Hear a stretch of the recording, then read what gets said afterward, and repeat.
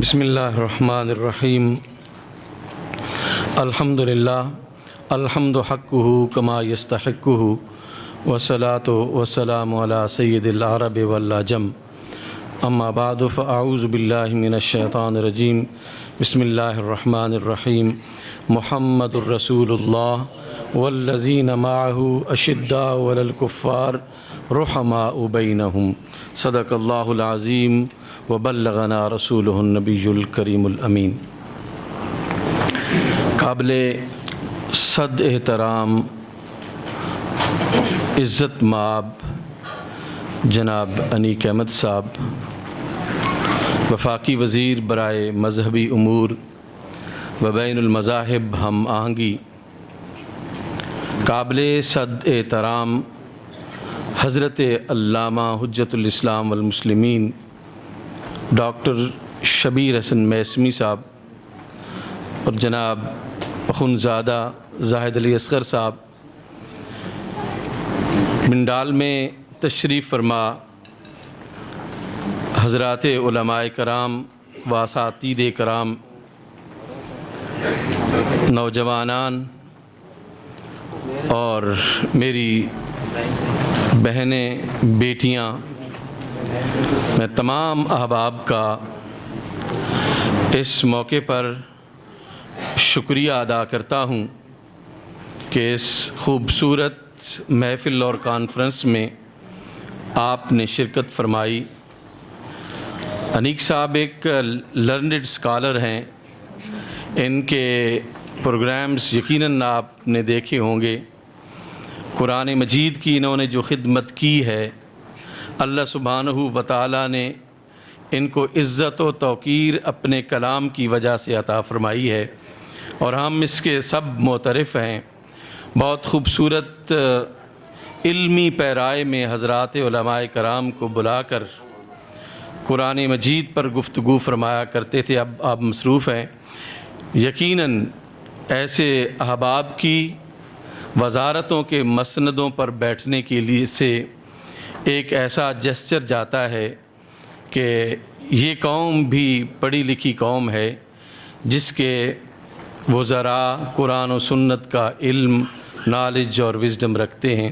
ہم شکر گزار ہیں ان کے کہ آپ نے اپنی گوناگوں مصروفیات سے ٹائم نکالا اور ایک بڑا ٹریول کر کے آپ تشریف لائے ہیں اور ہمارے پاس آپ نے جلوہ افروزی فرمائی ہے۔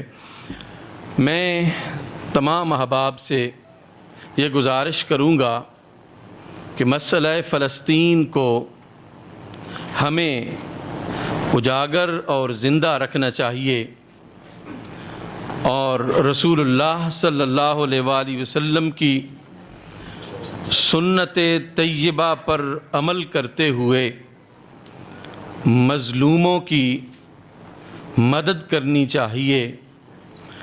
آپ صلی اللہ علیہ وآلہ وسلم کو قرآن مجید نے کیا کہا، اسی پیرائے میں ہمیں چلنا چاہیے۔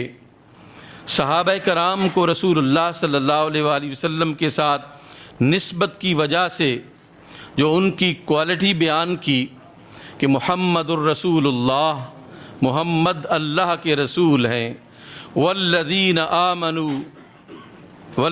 آمنوا معہ اشداء علی الکفار رحماء بینہم، کہ ان کے ساتھ جو ہیں وہ کفار پر سخت ہیں۔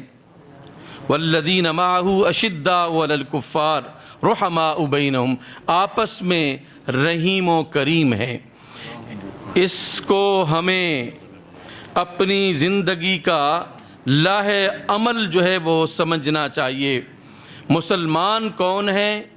جو اشداء علی الکفار ہیں، جو رحماء بینہم ہیں۔ ہمیں آپس میں ایک رحیمانہ اور کریمانہ تعلق ایک دوسرے کے ساتھ قائم رکھنا چاہیے، اور کفار کے لیے جو ہمارے مد مقابل ہیں، جو اسلام کو نقصان پہنچانا چاہتے ہیں، وہ جس بھی مذہب سے تعلق ہوں، وہ اسی کیٹیگری میں فال کرتے ہیں۔ اس وجہ سے ان کے ساتھ شدت کا بیہیویئر اڈاپٹ کرنا چاہیے بحیثیت مسلمان ہم کو۔ علامہ اقبال نے اسی شعر کا ترجمہ کرتے ہوئے فرمایا، ہو حلقہ یاراں تو بریشم کی طرح نرم، رزم حق و باطل ہو تو فولاد ہے مومن۔ ہمیں ایک رزم حق و باطل ہے آج فلسطین کا مارکا، اس میں ہمیں فولاد کی طرح مضبوط و مستحکم ہونا چاہیے۔ اپنے محض جو اختلافات ہیں وہ بالکل فروعی نوعیت کے اختلافات ہیں، ان کو ختم کر کے ہمیں فلسطینی مظلوم مسلمانوں کے ساتھ کھڑا ہونا ہوگا۔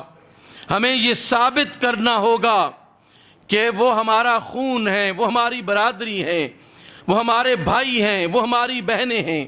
کیا مسلمانوں کا دل چلنی نہیں ہوا اس باپ کو دیکھ کر جب ہاسپٹل پر حملہ ہوا تو وہ اپنے بچوں کے چھوٹے چھوٹے بچوں کے اعضاء کو سنبھالنے کے لیے اسے شاپنگ بیگ نہیں مل رہا تھا؟ کیا ہمیں ان بچوں پر ترس نہیں آتا؟ آج اگر طاغوت اور استکبار ایک پلیٹ فارم پر کھڑا ہے تو مسلمانوں کو بھی ہمیں اتحاد و وحدت اور یگانگت کا مظاہرہ کرتے ہوئے ایک پلیٹ فارم پر جمع ہو کر ہمیں فلسطینیوں کی پشت پناہی کرنی چاہیے۔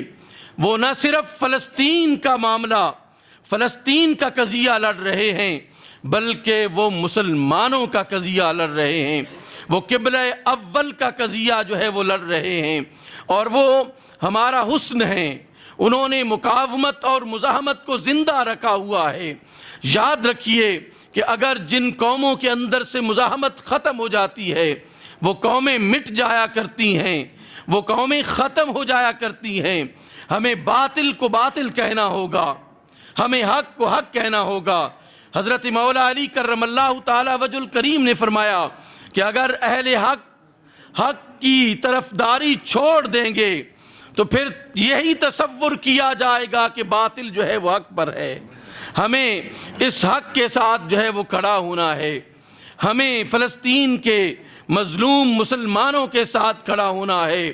ہمیں ذاتی مفادات، معاشی مفادات اور سیاسی مفادات کو ایک طرف رکھ کے ہم ان مظلوم مسلمان بھائیوں کی ہمیں دستگیری کرنی ہوگی جو ہماری مدد کے محتاج ہیں، اور ہمیں اتحاد اور یگانگت کے ساتھ کرنا ہوگا۔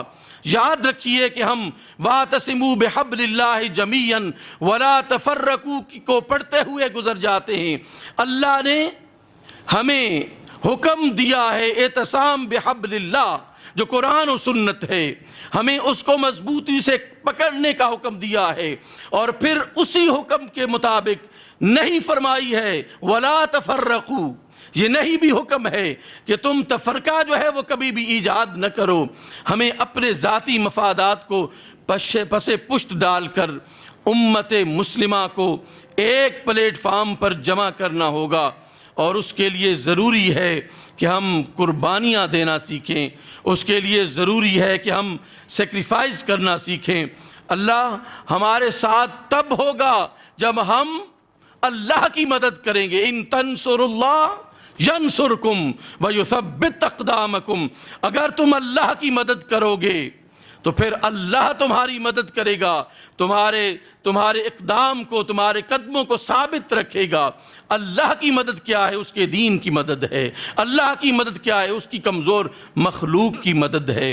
اللہ سبحانہ و تعالی ہمیں فلسطین کے مظلوم مسلمانوں کے ساتھ کھڑا رہنے کی توفیق نصیب فرمائے۔ وزیر محترم کی خدمت میں آخری گزارش میں عرض کروں گا کہ میں ایک ٹیچر ہوں، میں ایک استاد ہوں۔ آپ کی خدمت میں گزارش ہے کہ ہمارے اساتذہ کرام کے ساتھ سڑکوں پر جو کچھ ہو رہا ہے وہ بہت ہی نادرست ہے، اور دیکھیں اگر ٹیچر کو آپ عزت نہیں دیں گے تو وہ قوم کدھر جائے گی؟